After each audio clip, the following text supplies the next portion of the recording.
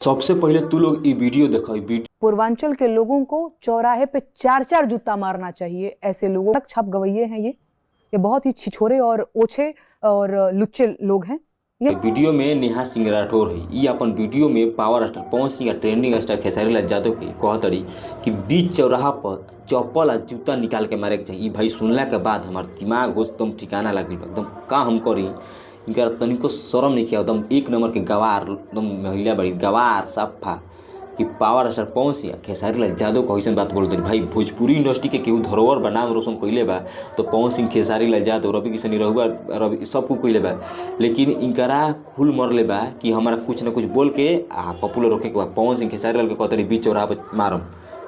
अरे भाई कहाँ सुतल बना पावर स्टार पवन सिंह खेसारी लाल यादव को फैन मरते केहू कुछ बोल के निकल जाता है। वो ऐसा बात बोल दिली पवन सिंह खेसारी लाल यादव को भाई कि दम देखी हेजा लागल रही दिल में हमार। भोजपुरी इंडस्ट्री के उ धरोहर है आ तू बोलत तार बुद्धि बाटे एकदम गवार कहीं के कुछ बुझाला।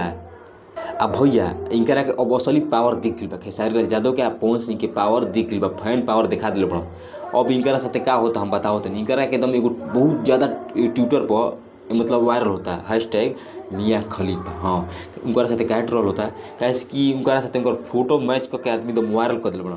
ये कुछ बोल के निकल जेबू पवन सिंह खेसारी लाल यादव के आदमी बर्दाश्त करी हन। भोजपुरी से तारा नाम रोशन भइल, तार नाम भइल। आज भोजपुरिये के कहत कि पवन खेसारी नोच नोच के खात रहन आ कहत कि हमारा के आदमी सपोर्ट नहीं करत। सपोर्ट करी हन जूता से निकाल के मरबू चप्पल से। अरे जाइए हम आपको क्या बोलें, थोड़ा सा भी सेंस नहीं है कि किसको क्या बोल रहे हैं। अरे भोजपुरी इंडस्ट्री के आन बान शान धरोहर है वो लोग, आ तू करे के जूता चप्पल निकाल के मारे के बात करता रू। तनी मार देता निकाल के जूता चप्पल बात।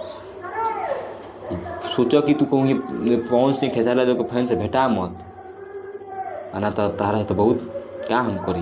वैसा तारा ना बोले के रहे, बहुत गलती कर बोल के ऐसा पूरा